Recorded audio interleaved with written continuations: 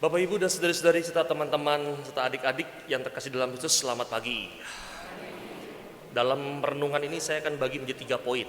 Silakan mengikuti step by step sehingga memahami apa yang mau diajak dalam refleksi hari ini. Poin yang pertama, sebuah kesadaran dan penekanan bahwa kesetiaan Tuhan tetap selama-lamanya dan bukan hanya sesaat saja.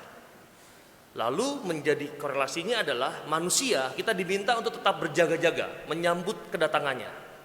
Lalu pertanyaannya, mengapa harus berjaga-jaga? Mengapa tidak diberitahukan kapan saatnya? Tuhan ingin manusia menyambutnya dengan kesungguhan. Tuhan tidak ingin kita hanya siap sedia saat Dia datang saja. Oleh karena itu, kesiapsiagaan menyambut kedatangan Tuhan berlaku setiap saat dan setiap waktu, bukan hanya sesaat saja. Poin pertama.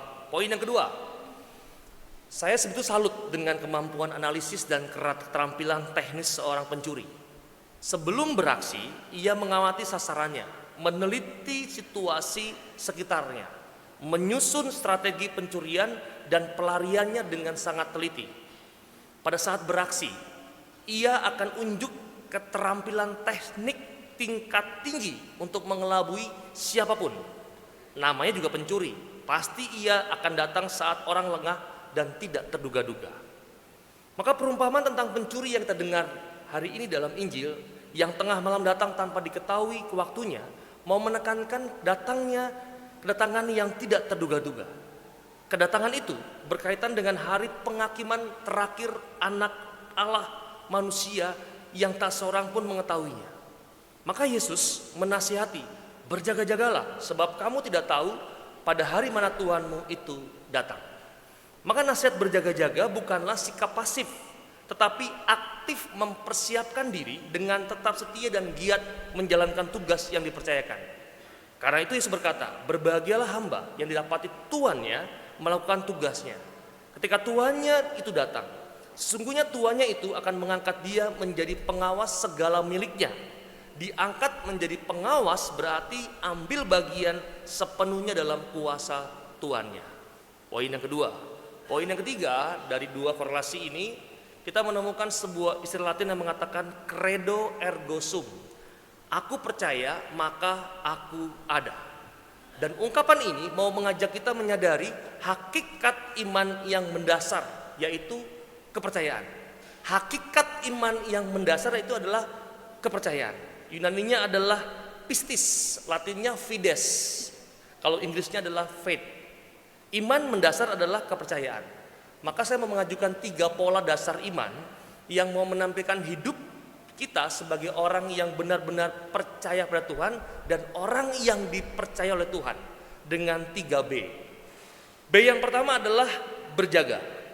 Siap adalah kata yang kerap didengar ketika memasuki pos jaga atau komplek militer.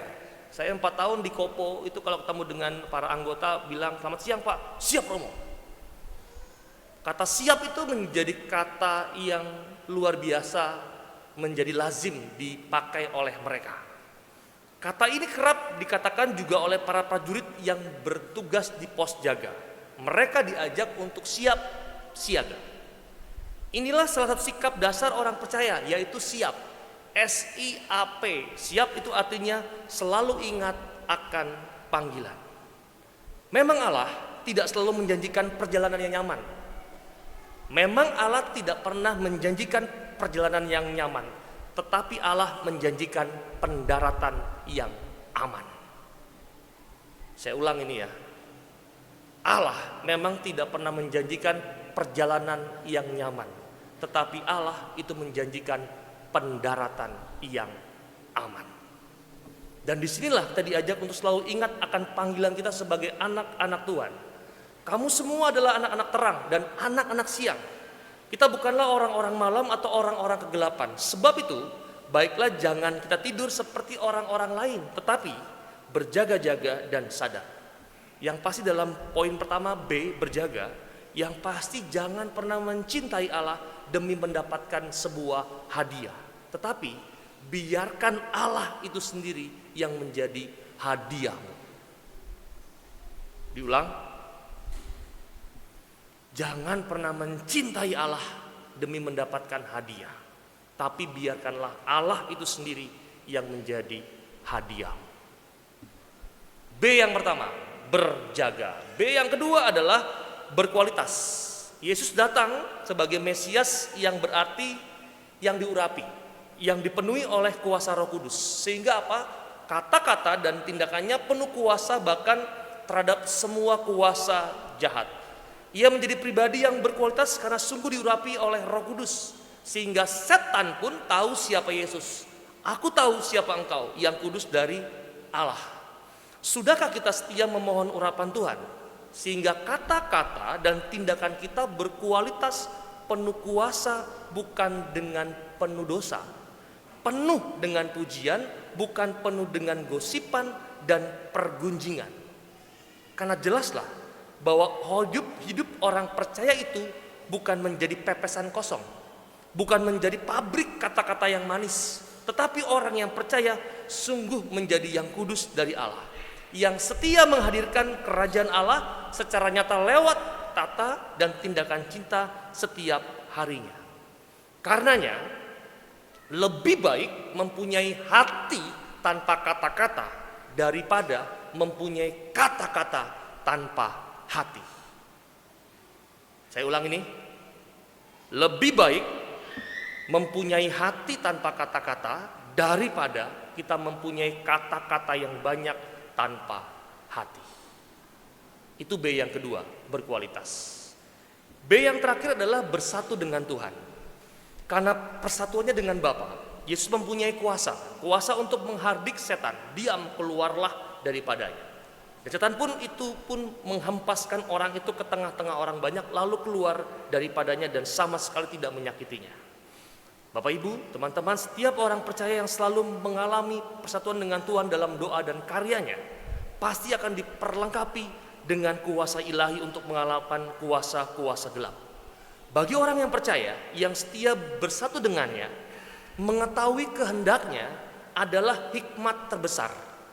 Menemukan kehendaknya adalah penemuan terbesar, tetapi melakukan kehendaknya adalah prestasi terbesar dalam hidup orang beriman. Saya ulang lagi yang ini supaya paham. Bapak Ibu, orang beriman mengetahui kehendaknya merupakan hikmat terbesar.